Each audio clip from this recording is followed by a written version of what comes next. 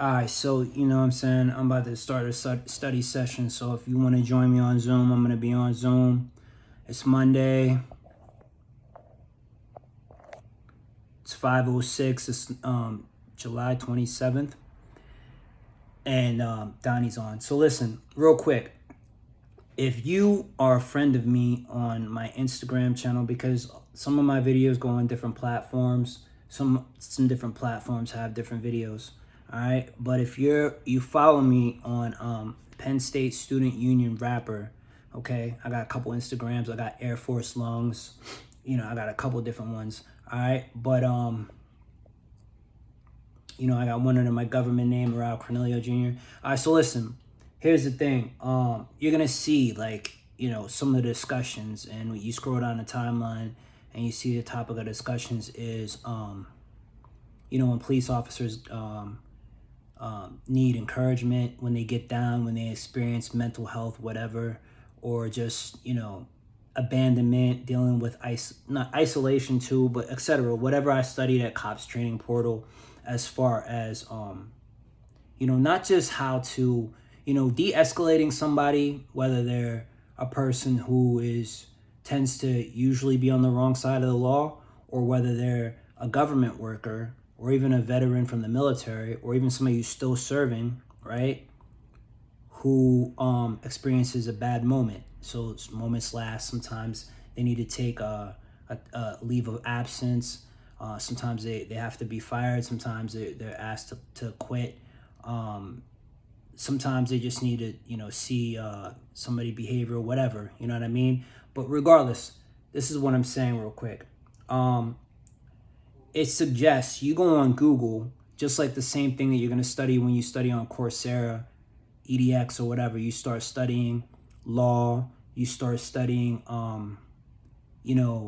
like any classes where you're going to be maybe an EMT, or maybe a CNA, or a nurse's assistant, or anything like that, anything responder like. This is real funny.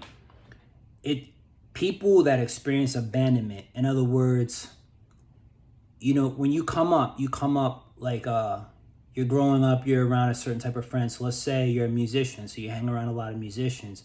You spend most of your time making music connections, right? But then one day you decide to be a mechanic.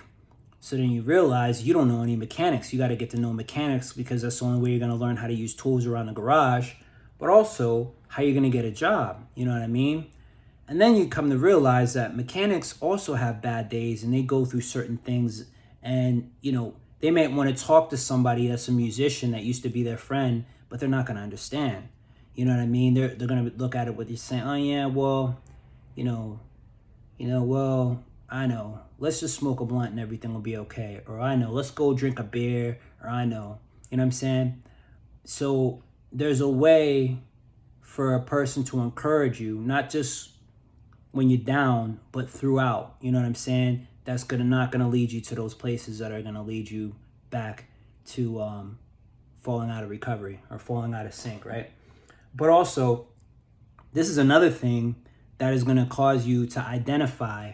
You're gonna find like-minded individuals in the community. When you read the timeline, you're gonna see I Googled it. I was like, what do law students do? That was what it was. What do law students do when they experience, their first couple years in college or whatever, or at their technical school or what have you? And, what they do is they find support groups, they start student organizations. So I saw all this before I even starting my student organizations. I looked it up. I was advised to do this by people, who are more experienced, et cetera, et cetera. But listen, though, check this out. So I listened to Police Scanner. Mostly because, you know what I'm saying, if I don't become a police officer that works for a department and not somebody that works for himself, right? I'm going to be a firefighter. Listen, people that have no desire to be a cop, all right? And this is not just so you can make everybody happy that's a cop hater. That's not what it is. This is so you can find people to identify with, because no matter what you explain to somebody, they don't care.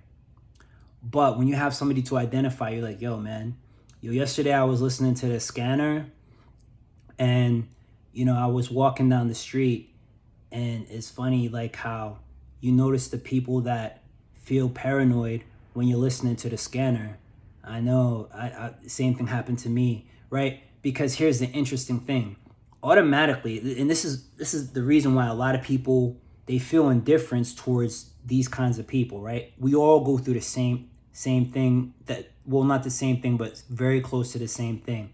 And this is reason why there's this saying, no one fights alone.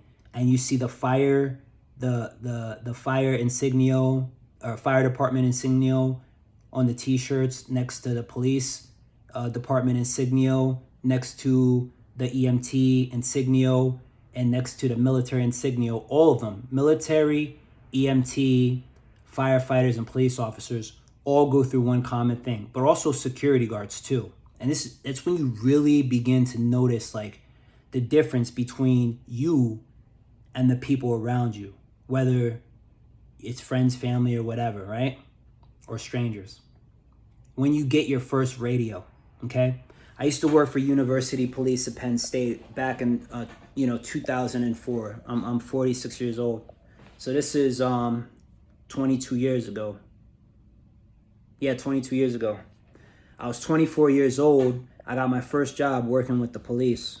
University Police of Penn State, right? They are the police, right?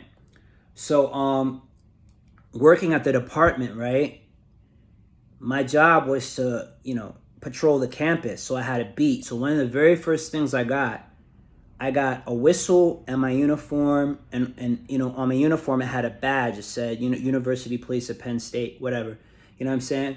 But you don't just right away get your walkie-talkie.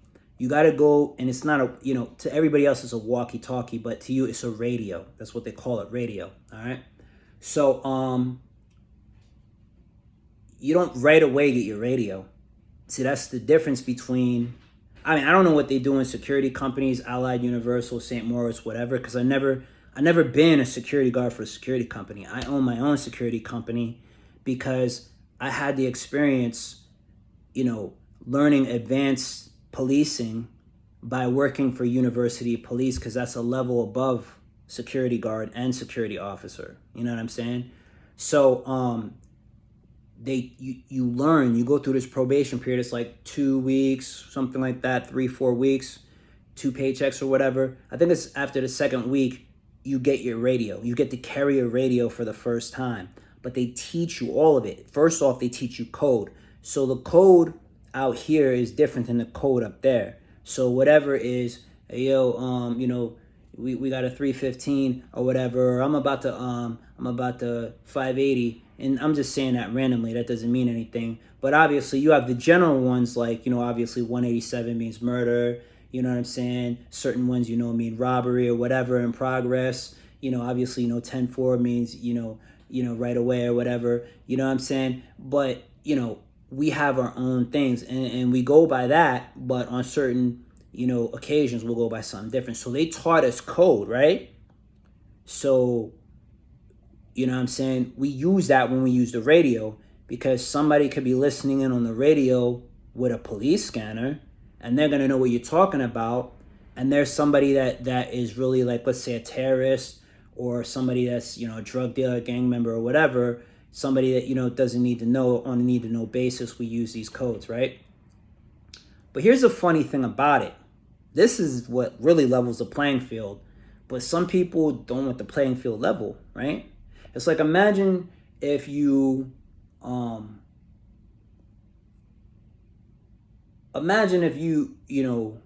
were raking leaves. You remember when you were a kid, you raked leaves. This is just a scenario. You rake the leaves in one pile and you're about to put it in the bag, and somebody's mad at you and they come and kick the pile of leaves, so you got to rake them all over again. So that's what I mean. So EMT, right? Everybody's cool with EMT because EMT, they're not a security guard. They can't check you and make sure you're doing what you're supposed to be doing. But when you're in trouble, they're there to rescue you. So whether it's a guy or a female, people that work for the hospital, unless they're a doctor or a psychologist or a therapist, nobody really, as a guy, guys don't fear them. So this is a problem with all men. All men hate to be checked. We don't like to have somebody hovering above us or above us in rank and power, but no matter how high you climb up the ladder, there's always going to be somebody above you.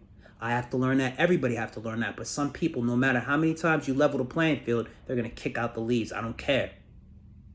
You know what I'm saying?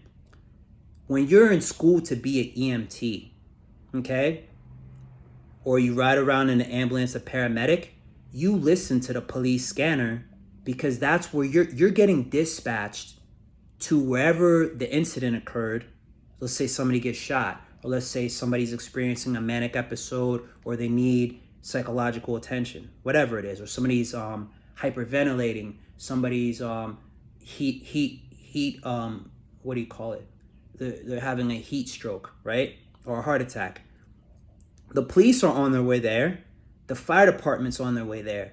The paramedics are on their way there. So you people out there who are studying to be EMTs, you know what I'm talking about. You people who are in firefighter academy, none of your homies care. You're like, yo, this is the one thing. It's the inside joke that we all get and we laugh amongst each other. And, you know, it's the commonality that not everybody who's a firefighter or EMT or a responder may get along. But when we're sitting at the bar, or when we're in church and the pastor says a funny joke, or somebody at the bar like, yeah, you know, everybody's like, yeah. And it kind of is like the scenario, like the TV show Cheers. So everybody drinks at the same time and, you know, I got to get out of here. And the other guy's, he's going to stay. So you know what I mean? The guy that looks like Columbo when he shows up to work the next day. But anyway, that's neither here. You don't even know who he is. You're not from that generation. But so long story short, EMT, all throughout your learning of on your way to becoming an EMT or a medic, right? You're listening to the police scanner radio. So it's, you know, the dynamic in your dormitory or when you're on campus, because you don't just listen to it at your apartment or in your dorm. You listen to it as soon as you get out of class, you turn on the police scanner, because if you're not listening for anything wrong, it's not illegal to have a police scanner on your radio. It's not illegal to have a police scanner in your house. It's not. And technology created those things for people who are studying to be either a firefighter, an EMT, or a police officer, or in the military, right? And it's funny because this is the reason why we are men apart. We are a unique type of people. We are cut from a different cloth. Because even if you go to boot camp, on your, you know, when you come back, you might not get shipped out right away. You got to spend time away from your homies, and they don't understand why you don't come around. Or, you know, they want to come over and you say, nah, I'm studying, I'm busy, but you're studying the police scanner radio. And they're like, yo, I heard or I saw on Facebook, police scanner radio, whatever. And they think that you're plotting. Let them be insecure. They don't understand. You know what I mean? But the unique thing is that even if you weren't a police officer, you know what I mean? If you were doing the same thing that the medics, you know what I mean, do, they got to study it too. They're walking from class and everybody's like, wait a second. Yo, aren't you so-and-so that's in my other class? Yeah. Where you coming from? Oh, I'm coming from this class, you know. Or you, so why are you listening to your police scanner on the radio? I thought you were, you know, going to be an EMT or a firefighter. Did you change your mind? And you kind of look at them and you kind of wonder, like, are you attending school to fail? Or did you just really ask me that question? And it's funny that you do that, but you really got to really like dumb it down a little bit, because there's a difference, and it's a huge difference between the people that even if you level the playing field, they're going to kick the leaves over, you know, as an analogy, you know what I mean? So if you explain to them, they're going to blow it off anyway. But then there's the people that they just don't understand, either because, you know, they got a learning problem, or they're just not, they don't have as much common sense as you. Common sense is something that not everybody understands, because here's the thing. When you're gripping onto your addiction, or when you're gripping onto your lifestyle, whether it may not be addiction, it may be just a fear of accepting a certain people because of their profession.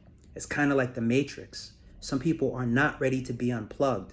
In other words, some people are not ready to accept certain facts. So just move on, right? Don't explain it to them, because you're going to waste your breath. But always think about, you're not the only one going through it. when somebody's like, yo, like, I get it. If you're like a security guard, you listen to the radio when you're at work. People don't really think like the security guards that actually want to keep their job for a long ass time and level up and maybe one day be a security officer.